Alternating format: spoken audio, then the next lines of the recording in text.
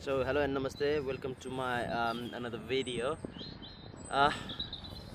आज चाहिँ मेरो छुट्टी थियो, सो त्यही भएर चाहिँ अर्को एउटा भिडियो बनाउनु त अब युकेमा नै बसेर चाहिँ कतिजना काम पाउनु भएको छैन अथवा कतिजनाले अब गरिरहनु भएको छ र अरू कामहरू खोज्दै हुनुहुन्छ भने उहाँहरूलाई पनि सायद यो भिडियो चाहिँ एउटा चाहिँ केही इन्स्पिरेसन हुन सक्छ या त अब केही हदसम्म हेल्प गर्न सक्छ हैन। सो त्यही भएर चाहिँ एउटा यो भिडियो बनाइदिउँ भनेर यसो पार्कतिर आएको छु। देख्न सक्नुहुन्छ यहाँ चाहिँ यसो पार्कहरू छ। यहाँ अस्ति लास्ट टाइम आएको नै ठाउँ हो र जुन ठाउँमा चाहिँ उतातिर गएको थिएँ म भने यो ठाउँ चाहिँ अहिले बच्चाहरू खेल्ने ठाउँ हो र मजाको घाम पनि लागेको छ, वेदर पनि राम्रो छ। अघि चाहिँ अलि बादल लागेर चाहिँ टुप्पो थियो, अहिले चाहिँ राम्रो घाम लागेको छ, मिठो घाम लागेको छ, बिस्तारै त्यो घाम पनि छोप्दैछ बादलले। एनिवे सो भिडियो भनेको चाहिँ अस्तिदेखि नै बनाउँछु भनेर सोचिरहेको थिएँ। अलि सन्चो पनि भएन, 4-5 दिन भयो बिरामी भएको र अहिले पनि त्यति रिकभर भइसकेको छैन र देखिसक्नुहुन्छ सायद, अब सुन्न सक्नुहुन्छ होला त्यो अलिक नाके स्वरहरू पनि आइरहेछ र घाँटी पनि त्यति खुलेको छैन, खसखस गर्ने अलि उ भइरहेछ। यो भिडियो चाहिँ मैले चाहिँ खास गरी चाहिँ जो चाहिँ युकेमा जब सिकिङ गर्दै हुनुहुन्छ हैन उहाँहरुलाई लिएर आएको छु। सो एज लास्ट टाइम जस्तो मैले भने जतिवटा काम गरेँ के गरेँ जति भने त्यही अनुसारले अहिले मैले भर्खर रिसेन्टली पनि फेरि अर्को एउटा जब अपर्च्युनिटी पाएको छु जुन चाहिँ हो ग्रेक्समा र as a team leader supervisor हैन। सो पर्सि 28 अफ मार्चबाट सुरु गर्नेवाला छु, जुन चाहिँ एकदमै मलाई चाहिँ राम्रै हुन्छ जस्तो लाग्छ। किनभने मैले फर्स्ट मेरो काम युकेमा भनेको फास्ट फुडमै थियो, लाइक केएफसी थियो। त्यस्तै नै फास्ट फेस कामहरू गर्न चाहिँ अलि रमाइलो हुन्छ कि अब रेस्टुरेन्टहरूमा चाहिँ एज अ बुकिङ हुन्थ्यो। यहाँ पनि अब काम त राम्रै छ, सजिलै छ, तर के हुने भने बुकिङको हिसाबमा काम हुन्छ र अल्छी लाग्छ, कहिलेकाहीँ त्यस्तो हुन्छ। त्यहाँ चाहिँ प्रिपेयर गरिरहनुपर्छ, कामहरू भइरहन्छ, अनि त्यो भएर ठिक छ। र मेरो अर्को काम टेस्टको त छँदैछ र रिसेन्टली चाहिँ मैले ग्रेक्समा अप्लाई गर्नुको रिजन पनि के हो कस्तो हो भन्ने कुरो म यो भिडियोमा भनि नै हाल्छु। र सर्वप्रथम त्योभन्दा पहिला चाहिँ तपाईँहरू युकेमा यदि नयाँ हुनुहुन्छ, काम पाउनु भएको छैन अथवा पुरानै भए पनि अब काम त पाइरहनु भयो होला, तर अझै पनि कामहरू तपाईँहरूलाई सायद हेल्पफुल हुनसक्छ। कसरी चाहिँ अरू कामहरू हेर्ने यताउति गर्ने त भनेर अलिकति केही हदसम्म सायद मेरो भिडियोले तपाईँलाई हेल्प गर्न सक्ला हैन। सो म चाहिँ के गर्छु भन्दाखेरि मैले जब एप्लाई गर्नलाई चाहिँ अरू चाहिँ त्यस्तो प्लेटफर्महरू त्यस्तो युज गर्दिनँ, जस्ट एउटै नै छ, इन्डिड हो। र पहिलाको भिडियोमा पनि मैले भनेकै छु हैन, यो भिडियोमा पनि त्यही नै भन्न चाहन्छु। मेरो फर्स्ट चोइस भनेको इन्डिड थियो, इन्डिडबाटै सुरु गरेको हो मैले कामहरू सर्च गर्नलाई, अहिले पनि त्यही गरेर आउँछु। र तपाईँहरूले चाहिँ इन्डिडबाट काम पाउनुहुन्न जुन यताउति हुनुहुन्छ भने सर्वप्रथम त तपाईँहरूले एउटा चिज विचार के गर्नुपर्छ भने तपाईँहरूले जब सर्च क्याटेगोरीमा कस्तो जब सर्च चाहिँ राखिरहनु भएको छ त, आए जति भए जति म काम जस्तो भयो नि गर्छु हैन, त्यस्तो भन्ने खालको हुनुहुन्छ कि लाइक मानौ त्यो आफ्नो क्वालिफिकेसनभन्दा हायर टाइपको काम पनि एप्लाई गरिरहनु भएको छ कि के छ भन्ने कुरा पनि भर पर्छ। काम त जस्तो पनि गर्ने हो, सकेसम्म जस्तो पाउँछ त्यही भए पनि गर्ने हो, क्लिनिङै भए पनि गर्ने हो, हरेक जे पाउँदा त्यही गर्ने हो। तर कस्तो हुनुपर्छ भने तपाईँको सिभी जुन तपाईँहरूले एट्याच गरिराख्नु भएको छ त्यो सिभी अनुसारले इन्डिडमा पनि एउटा सिभी बनाइदिन्छ र त्यो इजी छ। त्यसमा तपाईँहरूले एडिट गर्न सक्नुहुन्छ आफ्नो चाहिँ वर्क एक्सपिरियन्सहरू के हुन्छ। र कति प्रायः तपाईँहरूले जबहरू एप्लाई गर्दाखेरि पनि तपाईँसँग यो एक्सपिरियन्स छ कि छैन, के छैन यताउति भनेर इन्डिड आफैले पनि सजेसन गरिरहेको हुन्छ। र आफूसँग छ भने टक्क टिक लगाइदियो, उसले त्यो चाहिँ आफ्नो प्रोफाइलमा राखिदिरहन्छ, त्यो हिसाबले पनि सजिलो हुन्छ र त्यही अनुसारको रिलेभेन्ट जबहरू हामीलाई चाहिँ खोजेर दिन्छ। अनि त्यसरी नै मैले पनि आफ्नो चाहिँ अब स्किल्सहरू चाहिँ अपग्रेड गरिरहेको हुन्छु र त्यही अनुसारले पनि आफ्नो जबहरू सर्च गरिरहेको हुन्छु। र मेन कुरा तपाईँहरूले जब सर्च गर्दा चाहिँ कस्तो गर्नु भन्दाखेरि चाहिँ तपाईँहरू कुन चाहिँ लोकेसनमा हुनुहुन्छ, लोकेसन जस्तो कि लन्डन, बर्मिङह्याम यस्तो अब बिग सिटीहरूमा हुनुहुन्छ भने चाहिँ अभियसली पनि कम्पिटिसन्सहरू धेरै हुन्छ र त्यहाँ चाहिँ तपाईँहरूले काम पाउनलाई एकदमै गाह्रो हुन्छ अनेस्टली भनेको। किनभने कम्पिटिसन धेरै भएपछि एप्लिकेसन फालाफाल हुन्छ, तपाईँहरूभन्दा हायर क्वालिफिकेसनको मान्छेहरू पनि हुनसक्छ। त्यो मान्छेहरूले गर्दा पनि तपाईँहरूलाई चाहिँ चान्सेस तपाईँहरूको लो हुन्छ। र म चाहिँ त्यसको अनुसारले के सजेसन गर्छु भने चाहिँ सकेसम्म तपाईँहरू चाहिँ अब चिनेकै मान्छे छ, काम खोजेर राखिदिन्छ यताउति भने त इट्स ओके फर लन्डन हैन।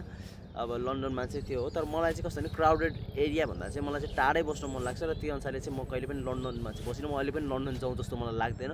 मैले still it's been like 18 months that I came to UK but I haven't explored London. म अहिलेसम्म लन्डन आइमा गएको छैन, त्यो गार्डन के भन्छ त्यो केबल कारहरू स्टिल हाभन्ट गन द्यायर हैन।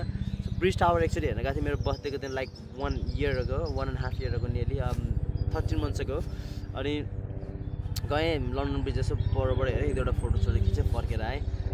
don't like to be in London. And so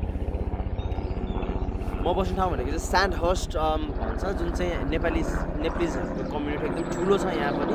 so अल्डरसट, फार्नब्रो, reading अनि हाम्रो अल्डरसट के अरे यो स्यान्डहर्स्टमा पनि एकदम ठुलो छ नेप्लिज कम्युनिटीहरू. र अल्डरसट भनेको त अब अवश्य तपाईँहरू सायद सुन्नु नै भएको होला, जुन चाहिँ हाम्रो चाहिँ लिटल काठमाडौँ, अरू लाइक सेकेन्ड नेपाल पनि भन्छौँ हामी, लिटल नेपाल पनि भन्छौँ, सेकेन्ड नेपाल सायद के त्यस्तो भन्छौँ, जुन चाहिँ अब पहिलाको लाउरेहरू आएर बस्नुभएको ठाउँहरू पनि हो. उहाँहरूले चाहिँ आफ्नो फ्यामिलीहरू ल्याएर ग्रो गर्नुभएको ठाउँ हो. सो यहाँ चाहिँ हामी बस्ने स्यान्डहर्स्टमा चाहिँ प्रायः नेपालीजहरूको फर्स्ट प्रायोरिटी भनेको चाहिँ त्यसको एक्स्ट्रा छ हाम्रो त्यहाँनिर ठुलो सपिङ सेन्टर, जुन चाहिँ मैले पनि काम गर्छु त्यहाँ प्रायोरिटी हुन्छ. र त्यस किनभने त्यहाँ चाहिँ एकदम चाँडै लिइरहेको हुन्छ सो काम गर्ने मान्छेहरूलाई, र त्यहाँ पनि प्रायोरिटी हुन्छ. त्यो बाहेकको अरू चाहिँ बिस्तारै आफूले खोज्ने हो. सुरुमा चाहिँ प्रायः सबैजनाको प्रायोरिटी त्यहाँ नै हुन्छ, पेमेन्ट पनि राम्रो छ. र अरू हेरिकन चाहिँ फास्ट फुडहरूमा काम गर्नु चाहिँ त्यहाँ पनि राम्रैसँग लिन्छ, यताउति हुन्छ, तर के हुन्छ भने त्यहाँ चाहिँ पेमेन्ट लो हुन्छ. रेस्टुरेन्टहरूमा चाहिँ पेमेन्ट लो हुन्छ.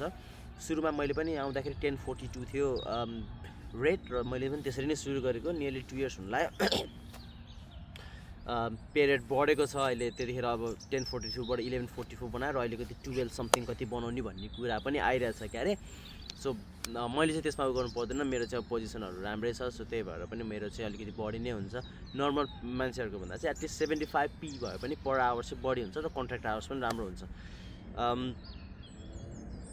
सो तपाईँहरूले चाहिँ इन्डिडबाट जब सर्च गर्नु हुँदा चाहिँ कस्तो खालको के गर्नुहुन्छ, गल्तीहरू के गरिरहनु भएको हुनसक्छ भने आफ्नो क्वालिफिकेसनभन्दा हायर जबहरू होइन, म यो पनि गर्छु, यस्तो नि गर्छु, ओहो एप्लाई गर्छु, यो ठिक छ. आफ्नो क्वालिफिकेसन छ भने त गर्नु, नगर्नु भन्दिनँ, एटलिस्ट ट्राई गर्नु राम्रो हो.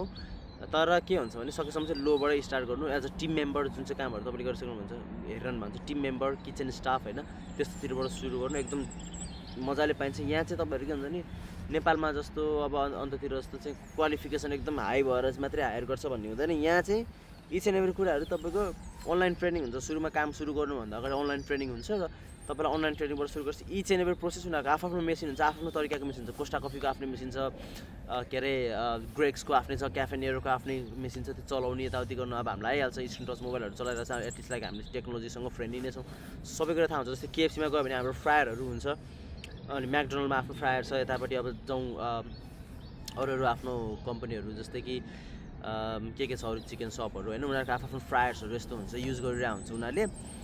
अनि त्यो हिसाबले पनि आफ्नो अब टाइमर हुन्छ, फ्राइज कति मिनट कुक गर्ने, के गर्ने, सब सिकाउँछ तपाईँहरूलाई, सब उनीहरूले गराउँछ. त्यहाँ अब सिकाउनु पनि पर्दैन. फ्राइजको लागि कुन बटन टक्क थिच्यो 3 मिनट 51 सेकेन्डमा आफै टिट बन्न थाल्छ, सट्टर झिक्यो राख्यो. प्याकिङ गर्ने पोर्सनहरूदेखि लिएर चार्ज गर्दा तपाईँहरू युज टु हुँदै जानुहुन्छ. सो अनलाइनमा चाहिँ तपाईँले चाहिँ यसले चाहिँ अनलाइन ट्रेनिङ लिएको छ है भन्ने खालको मात्रै हो. तर त्यसपछि बाँकी सबै खेल भनेको तपाईँको इन पर्सन गएर होइन, स्टोरमा गएर चाहिँ तपाईँहरूले काम गरे अनुसारले सिकाउने हो. त्यही भएर चाहिँ युके आउँदा चाहिँ तपाईँहरूले पर्सनली यही चाहिँ सिकेर आउनु म भन्दिनँ. तर यदि राम्रै खालको स्कोपहरू गर्नु छ भने चाहिँ इलेक्ट्रिसियन, प्लम्बिङ भनेको हरेक देशमा भनेको एकदम हाई पेमेन्ट पाउने एकदम राम्रो कुरा हो. ल यहाँ यदि कोही आउनुहुन्छ राम्रो ब्याकग्राउन्ड, भेटनेरी ब्याकग्राउन्डमा एकदम राम्रो हुनुहुन्छ त्यस्तो छ भने चाहिँ वाइल्ड पैसा छ, वाइल्डै पैसा छ. दिनकै 600-700 पाउन्डसम्म पनि छाप्ने देखाएको छु मैले. त्यस्तो मान्छेहरू पनि छ भेटनेरीमा, जुन चाहिँ डग्सहरू, घरको पेट्सहरू है, फेरि त्यो गाई बाख्रालाई सुई हाने जस्तो होइन नि फेरि. सो त्यो पेट्सहरूमा यताउति गर्नेहरू चाहिँ एकदमै राम्रो पैसा छ. अनि सो त्यही अनुसारले आफ्नो पनि क्वालिफिकेसन अनुसारको जबहरू हेर्दै जानु. अनि इन्टरभ्यू जब तपाईँलाई यदि इन्टरभ्यूमा बोलायो भने के गर्ने त, फर्मल लुगाहरू यस्तो केही लाउनु पर्दैन, त्यस्तो केही हुनु पर्दैन. सिभीहरू तपाईँको हुन्छ, सिभी लानु पर्दैन. पासपोर्ट र आफ्नो त्यो सेयर कोडहरू त्यो एउटा चाहिँ हुनु पऱ्यो. अनि को भनेको इन्टरभ्यूमा जाँदाखेरि यसो के चाहिँ हुनसक्छ क्वेसन यताउति भनेर आफूले बोल्दाखेरि चाहिँ कन्फिडेन्ट भएर बोल्नु पऱ्यो तपाईँहरू. अनि नेपाली नआउने के अरे इङ्ग्लिस नआउनेहरूले पनि काम त पाइन्छ, त्यस्तो नपाउने हो होइन.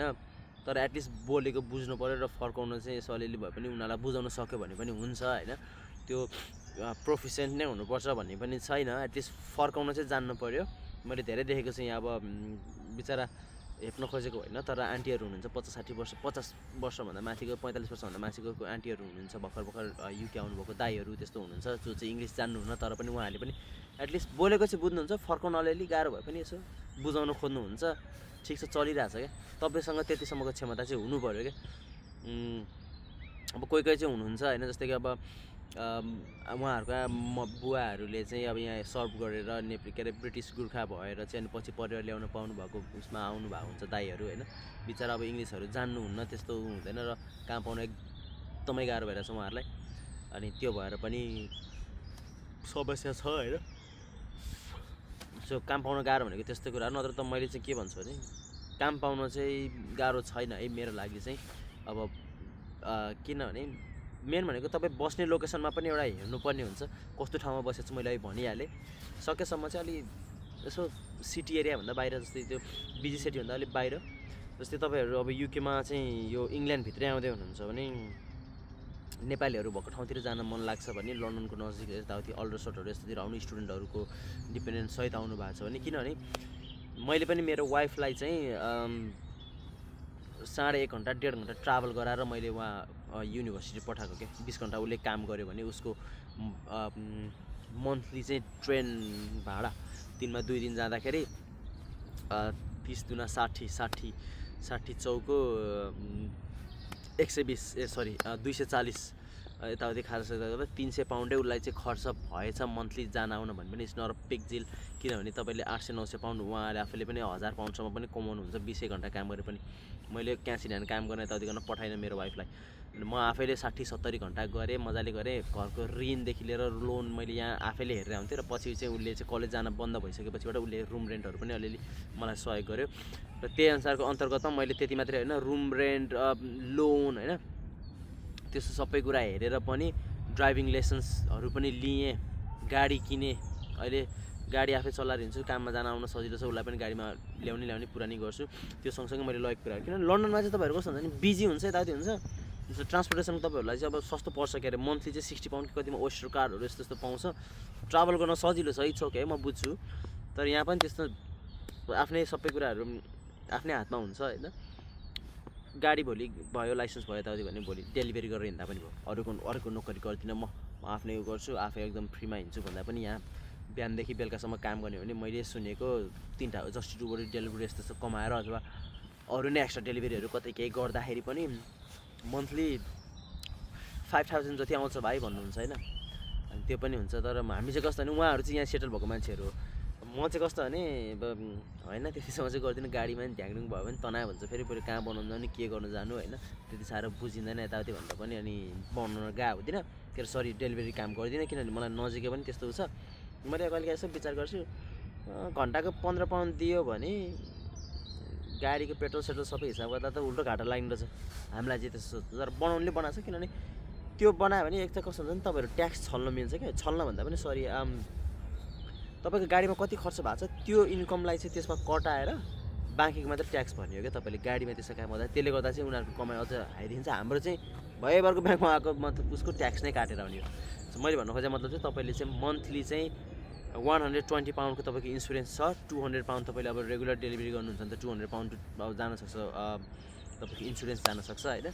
त्यो पैसा सरी पेट्रोलमा हाल्न सक्नुहुन्छ। र मेन्टेनेन्स टायरहरू यताउतिमा जुन गरिरहनु भएको हुन्छ, ल मन्थली निकालिदिउँ न 300 to 400 को जुन एउटा निकालिदिउँ, त्यो पैसाको चाहिँ तपाईँको त्यति नै पैसा चाहिँ तपाईँले इन्सुरेन्स दिनु पर्दैन।